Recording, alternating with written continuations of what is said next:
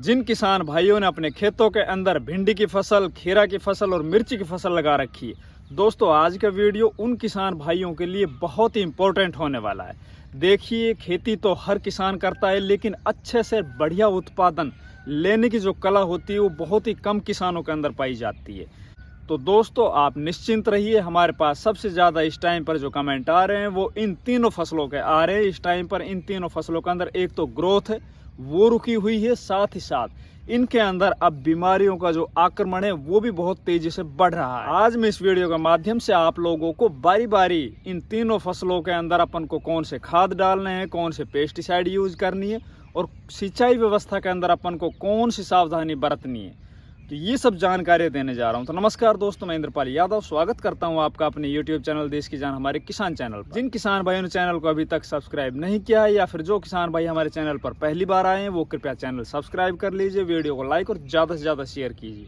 तो बात करेंगे दोस्तों, सबसे पहले अपन भिंडी फसल के अंदर इस टाइम पर बढ़ते हुए टेम्परेचर के अंदर कौन कौन सी प्रॉब्लम किसानों के सामने आ रही है। तो देखिए दोस्तों, अभी मैं आप लोगों को सबसे पहले प्रैक्टिकल तरीके से भिंडी के बारे में जानकारी देता हूं, उसके बाद मैं आप लोगों को अगली दोनों फसल के बारे में जानकारी दूंगा। तो देखिए, इस टाइम पर जो भिंडी किसानों के सामने जो प्रॉब्लम फेस करनी पड़ रही होगी वो ऊपर से इनकी पत्तियां है ना वो ग्रोथ नहीं कर पा रही होगी, चूंकि टेम्परेचर लगातार अब बढ़ता जा रहा है और पौधा है वो एकदम इस टाइम पर स्ट्रेस में है। तो स्ट्रेस दूर करने के लिए सबसे पहले तो आपको सिंचाई व्यवस्था को पर ध्यान रखना होगा। दोस्तों सिंचाई आपको लगातार जारी रखनी होगी। अगर हो सके तो इस टाइम पर अगर आप स्प्रिंकलर से सिंचाई करोगे तो आपका जो पौधा है वो एक तो बीमारियों से भी बचा रहे। अभी मैं अगर आप लोगों को बताऊं तो अब लगभग 38 डिग्री टेम्परेचर जो चल रहा है, तो आप इसके अंदर हर तीसरे दिन या हर चौथे दिन सिंचाई जरूर कर दीजिए। साथ ही साथ दोस्तों अपन को क्या करना है, इस टाइम पर अपने खेतों के अंदर खरपतवार बिल्कुल नहीं छोड़ना है। खरपतवार अपने खेतों से निकाल दीजिए। खरपतवार आप मैनुअल तरीके से निकालिए। साथ ही साथ अगर हो सके तो आप इनके अंदर हल्की गुड़ाई कर दीजिए। अगर आप हल्की गुड़ाई करोगे और उसके बाद जब आप सिंचाई करोगे तो जो आपके खेत की वाटर होल्डिंग कैपेसिटी है वो बढ़ जाएगी, और वाटर होल्डिंग कैपेसिटी बढ़ने के कारण आपकी फसल को लगातार जो नमी है वो मिलती रहेगी। अगर एक दो दिन आपकी सिंचाई लेट भी हो जाती है तो आपकी जो मिट्टी के अंदर नमी है वो लगातार बनी रहेगी। दोस्तों अब बात करेंगे इसके अंदर अपन को कौन से खाद उर्वरक डालने। तो सबसे पहले इसके अंदर आप अगर निराई गुड़ाई कर रहे हो और उसके बाद इसके अंदर सिंचाई कर रहे हो तो उससे पहले आप इसके अंदर 1 एकड़ के हिसाब से अगर मैं आप लोगों को बताऊं तो आप 1 एकड़ में 35 किलो DAP ले लीजिए और लगभग 20 से 25 किलो यूरिया ले लीजिए। अगर आपकी फसल ऊपर से येलो कलर की दिखाई दे रही है, उसके अंदर हल्का पीलापन दिखाई दे रहा है, तो आप कोई भी माइक्रो न्यूट्रेंट बढ़िया कंपनी का जिनका अंदर लगभग 7 से 8 माइक्रो न्यूट्रेंट DAP यूरिया और माइक्रो न्यूट्रेंट के साथ आप नीचे से आधा लीटर क्लोरोपायरिफोस और लगभग 250 से 300 ग्राम आप जो साफ पाउडर आता है जिसके अंदर कार्बेंडिज्म मैनकोजेब होता है उनको भी मिला के अगर आप नीचे से देते हो तो आपकी जड़ों से संबंधित जितने भी बीमारियां हैं, जड़ों के अंदर कोई भी नेमाटोड की समस्या जैसे कि कुछ खेतों के अंदर दिखाई देती है उस पर भी कंट्रोल मिलेगा। साथ ही साथ जड़ों के अंदर जो फंगस जनित बीमारियां होती है उनके ऊपर भी अच्छे से कंट्रोल मिल जाएगा। ये सब करने के बाद आप सिंचाई कर दीजिए। सिंचाई करने के बाद इसके अंदर आप ऊपर से स्प्रे कीजिए। ऊपर से स्प्रे दोस्तों भिंडी की फसल में इस टाइम पर जो सबसे बढ़िया रिजल्ट मिल रहा है वो आप परफोनोफॉस साइपर मैथ्रिन के साथ आप बायर का सोलोमोन आता है उसकी स्प्रे कर लीजिए, या फिर आप परफोनोसाइपर मैथ्रिन के साथ आप एसिटामेप्रिड ये स्प्रे कर सकते हो। अभी आप ये काम कर लीजिए, आपकी भिंडी की फसल है बहुत शानदार हो। अब बात करेंगे दोस्तों, जिन किसान भाइयों ने अपने खेतों के अंदर खीरा की फसल लगा रखी है तो बढ़ते हुए टेम्परेचर में अपनी खीरा की फसल को किस तरह से ग्रोथ कराएं। इसका जो पौधा होता है वो बहुत ही नाजुक होता है और इस बढ़ते हुए टेम्परेचर में, जबकि अधिकतर जगह पर हमारे देश में इस टाइम पर 38 से 40 डिग्री टेम्परेचर है, और खीरे की फसल में आप अगर कोई लापरवाही कर जाते हो सिंचाई व्यवस्था के अंदर या फिर 2 या 4 दिन की लेट हो जाती है तो आपकी जो फसल है पूरी की पूरी खत्म हो सकती है। तो आप कोशिश कीजिए हर तीसरे दिन, हर चौथे दिन, जैसी आपकी मिट्टी है, जैसा मौसम है, उसी हिसाब से आप अपने खेतों के अंदर सिंचाई व्यवस्था लगातार बनाए रखें, मतलब अपने खेतों के अंदर नमी बनाए रखें। दूसरा दोस्तों, इस टाइम पर हमारी फसल जो 1 महीने की हो चुकी है, फ्रूट सेटिंग है, तो इस टाइम पर हमें खाद उर्वरक में लगभग 1 एकड़ के हिसाब से 25 किलो DAP लेना है, 20 किलो आप यूरिया ली। के साथ आप नीचे जड़ों से संबंधित कोई भी बीमारी, जैसे कि खीरा की फसल के अंदर नेमाटोड की समस्या होती है, पौधा है वो शुरुआत में उस दिन फ्रूटिंग देने के बाद वो खत्म हो जाता है, तो वो सभी जड़ों से संबंधित बीमारियां होती है, तो उनके लिए आप कार्टेप हाइड्रोक्लोराइड लगभग 5 किलो या फिर कार्बीफ्लोरान 5 किलो। अगर ये नहीं मिल रहा आप लोगों को तो आप 1 लीटर पर एकड़ के हिसाब से क्लोरोपाइरिफॉस इन्हीं खाद के अंदर मिला लीजिए और इसको अच्छे से बुरकाव करने के बाद दोस्तों आप सिंचाई कर दी। अगर आप ये काम कर लोगे तो आपकी फसल एकदम हरी भरी हो जाएगी। अब बात करेंगे इसके अंदर ऊपर से अपन को फोलियर स्प्रे में क्या कुछ देना है। हमें इस टाइम पर अपनी फसल को लगातार ग्रो कराते रहना है। ग्रो कराने के लिए हमें बीमारियों से बचाना है, तो इस टाइम पर अपन डेसिस जो आता है बायर कंपनी का, जिसके अंदर डेल्टा मैथ्रीन होता है, उसकी स्प्रे आप करते रहिए।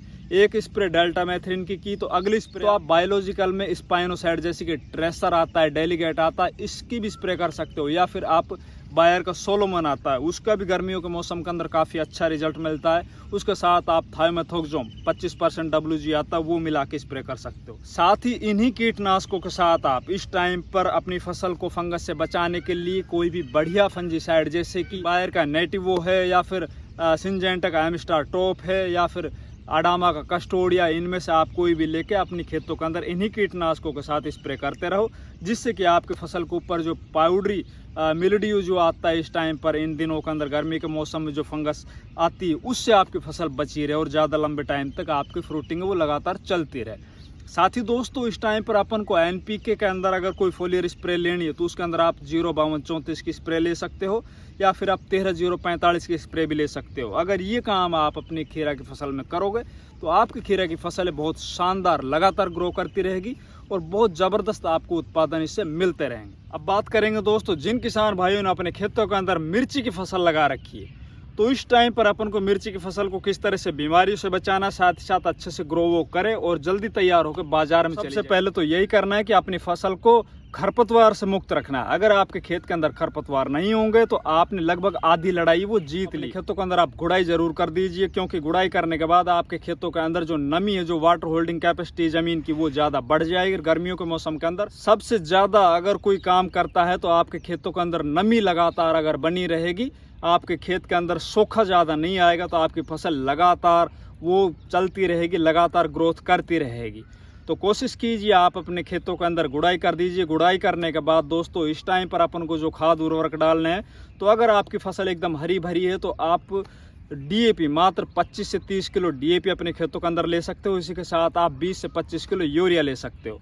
ये दोनों डालने के बाद आप ऊपर से सिंचाई कर दीजिए, आपकी फसल बहुत शानदार चलेगी। अगर आपकी फसल के अंदर इस टाइम पर हल्का पीलापन आ रहा है तो आप इन्हीं के साथ कोई भी माइक्रो न्यूट्रेंट किसी भी बढ़िया कंपनी का आप 5 से 7 किलो लेकर और इनके अंदर मिला के और अपने खेत के अंदर डाल दीजिए, या फिर आप यूरिया के साथ जिंक मिला के अपने खेतों के अंदर डाल सकते हो।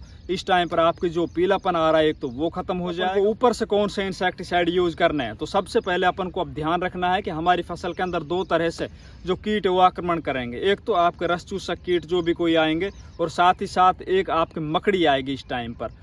तो माइट्स को किस तरह से अपन कंट्रोल करें, साथ ही अपन को एफिड एसिड या थ्रिप्स है, व्हाइट फ्लाई, इनको किस तरह से खत्म करें। अब बात करेंगे दोस्तों मिर्ची की फसल के अंदर हमें इस बढ़ते हुए टेम्परेचर में कौन से कीटनाशक यूज करने चाहिए। तो शुरुआत में हमें एक तो ये ध्यान रखना है कि हमें हाईली टेक्निकल शुरुआत से ही नहीं यूज करना है।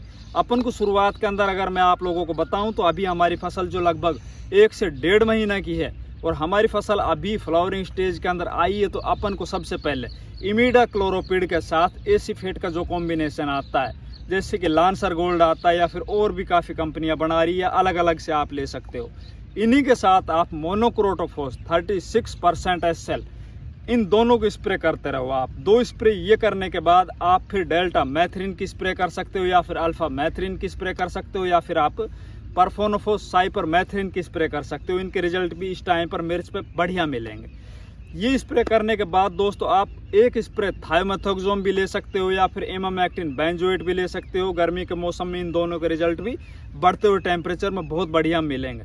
या फिर आपके खेतों के अंदर अगर माइट्स का प्रकोप है, जैसे कि मकड़ी का ज़्यादा प्रकोप है, तो उसके लिए आप क्रिस्टल कंपनी का एबासिन आता है वो यूज कर सकते हो। उसके रिजल्ट माइट्स के अगेंस्ट बहुत शानदार मिलते हैं। या फिर आप अपनी फसल के अंदर अगर आपको ये लग रहा है कि यार हमारी फसल के अंदर जो रस चूसक कीटों का आतंक है वो बहुत ज़्यादा बढ़ चुका है और हमारी जो फसल है उसके अंदर अब वायरस दिखने लग गया है, तो आप स्पाइनोसाइड भी यूज कर सकते हो जो ट्रेसा डेलीगेट के नाम से आता है, या फिर आप बायर का सोलोमोन आता है वो भी यूज कर सकते हो।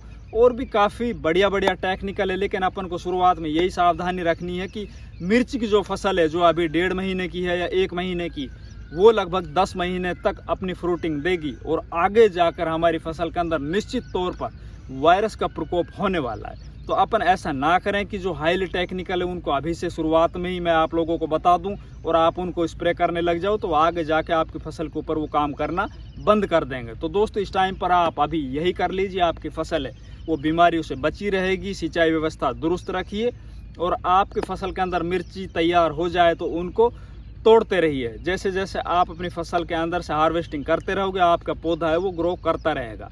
धन्यवाद।